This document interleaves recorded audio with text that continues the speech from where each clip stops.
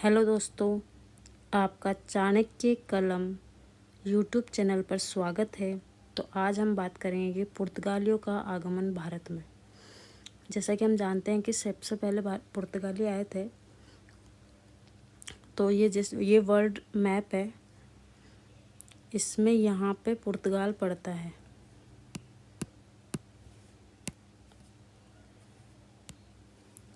यहाँ पड़ता है पुर्तगाल, ठीक है। यहाँ पुर्तगाल पड़ता है। तो यहाँ से पुर्तगाली यहाँ इंडिया में आए थे, ठीक है।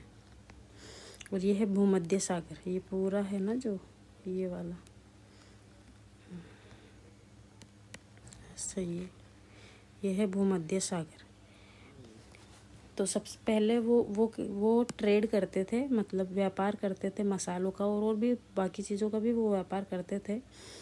तो वो पहले तो ये ऐसे करते थे, ऐसे ऐसे यहाँ से आते थे और ऐसे ऐसे आके यहाँ पे इंडिया आ जाते थे और यहाँ से व्यापार करते थे, ठीक है। फिर बाद में क्या हुआ, 1453 में कुस्तुनतुनिया पर है ना तुर्कों का साम्राज्य हो गया। तुर्कों का साम्राज्य के कारण क्या, तुर्कों ने पूरा ये एरिया कैप्चर कर लिया।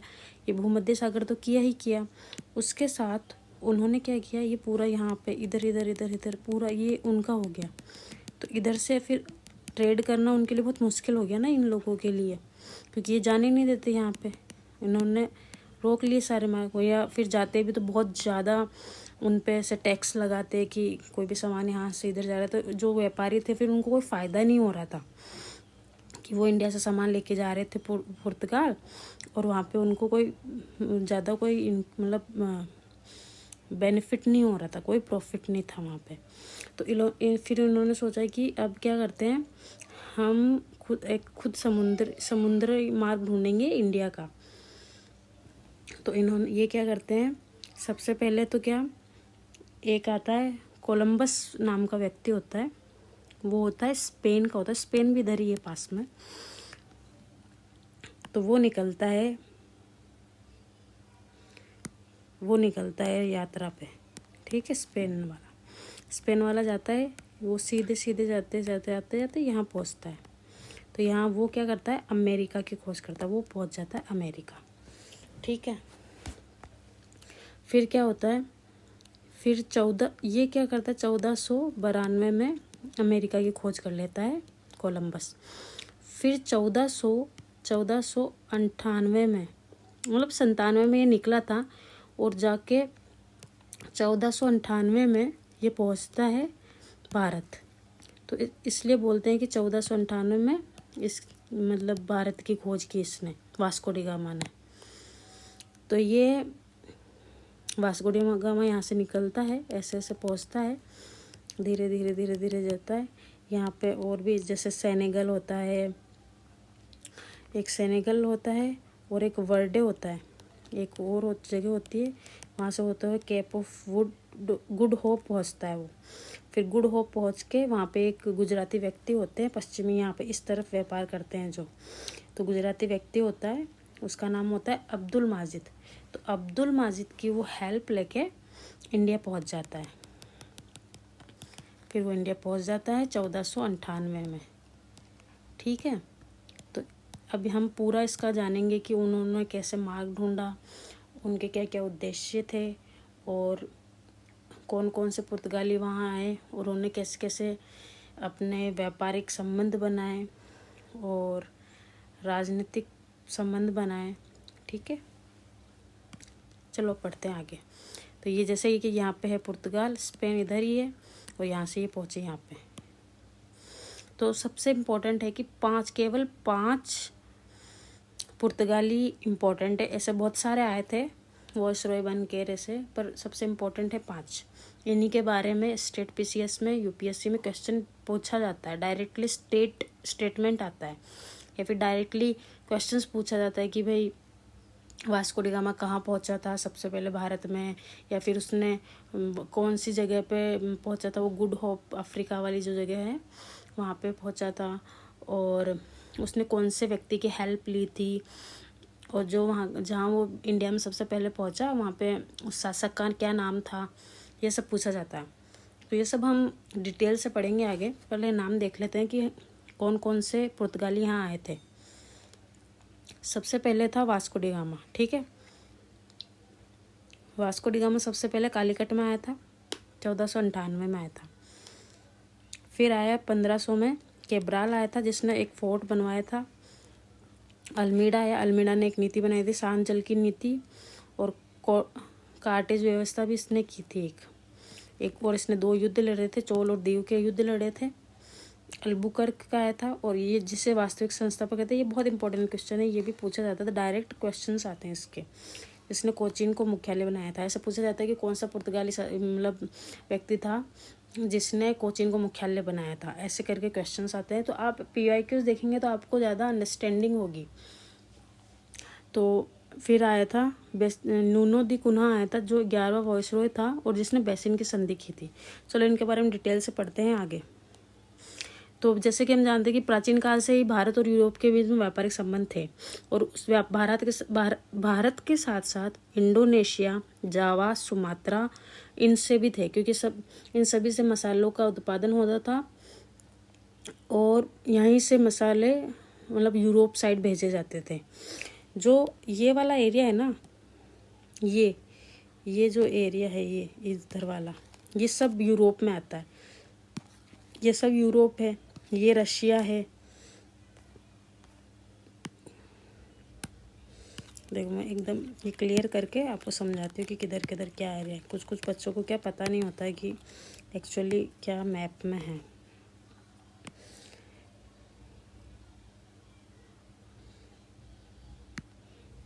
ये जो एरिया है ना, ये जो एरिया है,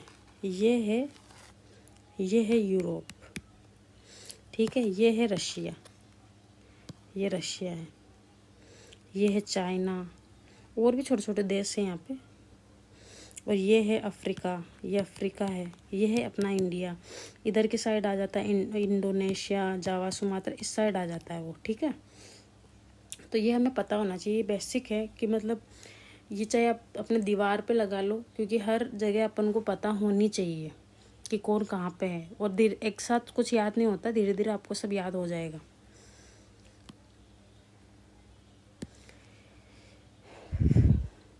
ठीक है, तो यूरोप में यहीं से मसाले जाते थे, इसीलिए इसको ज़्यादातर मसाला व्यापार करते हैं। ऐसा नहीं था कि केवल मसाला जाता था, और भी चीज़ें जाती थी, जैसे कपड़ा वपड़ा, ये सब भी जाता था। पर मुख्य रूप से काली मिर्च का व्यापार होता था। काली मिर्च कहीं नहीं मिलती थी, यहीं मिलती थी इनको।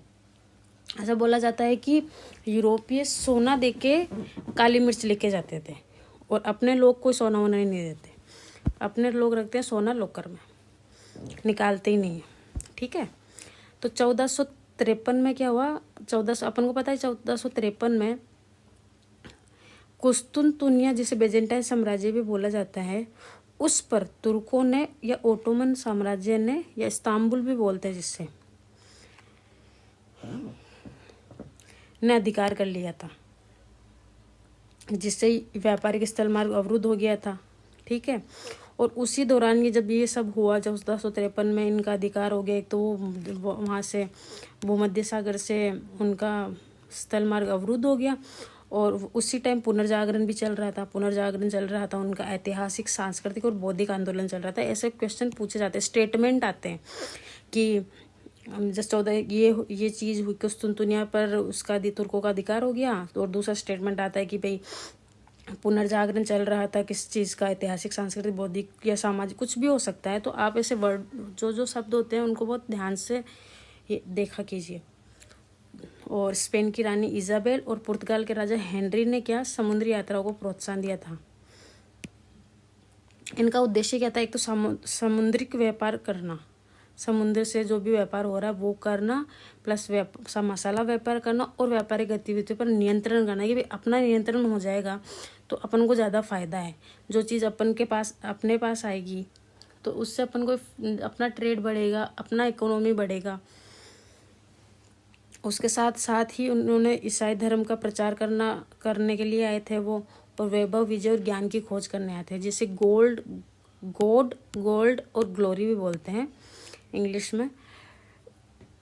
ये क्वेश्चन भी बहुत इंपॉर्टेंट है। ऐसा बोला जाता है कि पुर्तगाली यहाँ किस किस उद्देश्य से आए थे, तो ये भी एक इम्पोर्टेंट क्वेश्चन है। ठीक है, तो जब पुनर्जागरण चल रहा था तो उन्होंने क्या वैज्ञानिक सोचों को भी बढ़ावा दिया, जिससे समुद्रिक यात्राएं संभव हुई।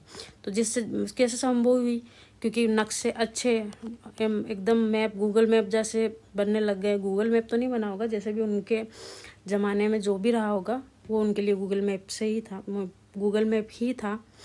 और दिशा सूचक यंत्र, जिस वो आता है ना, एक गोल सा एक घड़ी सी आती है, उसमें एन पर रेड होता है ऐसे और एन लिखा होता है, वो जैसे वैसी घड़ियाँ बन गई थी, मतलब यंत्र बन गए थे। तो उससे जहाज़ों को क्या एक दिशा देने में बहुत आसानी हो जाती है, क्योंकि इसके लिए कुछ नेटवर्क टाइप ज़्यादा नहीं चाहिए होता है। ये तो किसी भी आप कहीं पे भी ले जाओ तो ये नॉर्थ ही डायरेक्शन दिखाएगा आपको। पुर्तगाल और स्पेन के राज परिवार द्वारा आर्थिक सहयोग भी मिला था इन लोगों को, जो भी समुद्री जहाज, क्योंकि उनमें खर्चा लगता है बहुत ज़्यादा, बड़े बड़े जहाज़ बनाना, उनमें मतलब बहुत टाइम लगता है, मतलब 5-5, 6-6 महीने तक जहाज़ में ही रहते हैं। वहाँ पे खाना पीने का सब बंदोबस्त होना चाहिए, मतलब वहाँ पे और भी लोगों को भेजा जाता है कि एक तो मेन रहता है कि भाई ये तो जा ही रहा है, इसके साथ 50-60 लोग और भेजते हैं कि भाई बाकी का काम ये संभालेंगे, ऐसा ऐसा टाइप होता है। और भौगोलिक खोजें भी हुई थी। भौगोलिक खोजें क्या हुई थी कि पृथ्वी गोल है कि ये नहीं, महत्वपूर्ण खोज उसी टाइम हुई थी। तो सबसे पहले जैसे कि हमने जाना कि क्रिस्टोफर कोलंबस आया था, इसका पूरा नाम है क्रिस्टोफर कोलंबस, जो स्पेन का था, जिसने अमेरिका की खोज की थी 1492 में। फिर आया था बार्थोलोम्यू डियास, जो पुर्तगाल का था, जिसने केप ऑफ गुड होप की थी। ठीक है, फिर आया था वास्को डी गामा, जो पुर्तगाल का था, जिसने भारत का समुद्रिक मार्ग ढूंढा था। इसने भारत की खोज नहीं की थी, बल्कि भारत का समुद्रिक मार्ग, भारत तो पहले से ही था, इसने केवल समुद्रिक मार्ग ढूंढा था। फिर आया था फर्डिनेंड मैगेलन, जो स्पेन का था, उसने पहली वैश्विक समुद्री परिक्रमा की थी, मतलब उसने पूरा विश्व घूमा था। फिर आया था पेड्रो कैब्राल, आया था, पुर्तगाल का था, जिसने ब्राज़ील की खोज की थी। और जिसने आया था जॉन कैबट, इंग्लैंड का था, जो न्यू फाउंडलैंड की थी। ये बहुत ऐसे इम्पोर्टेंट फैक्ट है जो ऐसे इनसे डायरेक्ट क्वेश्चन आते हैं एग्जाम में, प्रीवियस ईयर में आ रखे हैं। आप कभी भी स्टेट पीसीएस का देखेंगे ना, तो उनमें क्वेश्चंस हैं इनसे डायरेक्ट क्वेश्चन, क्योंकि स्टेट पीसीएस में ज़्यादा क्या थ्योरी टाइप नहीं लगाते वो लोग, डायरेक्ट क्वेश्चंस पूछते थे अभी तक तो, पर अभी में भी पैटर्न बदल जाए। अब जैसे जैसे बढ़ रहे हैं तो वो डीप में भी पूछने लग गए हैं, तो आप भी अपनी तैयारी वैसे ही रखिए।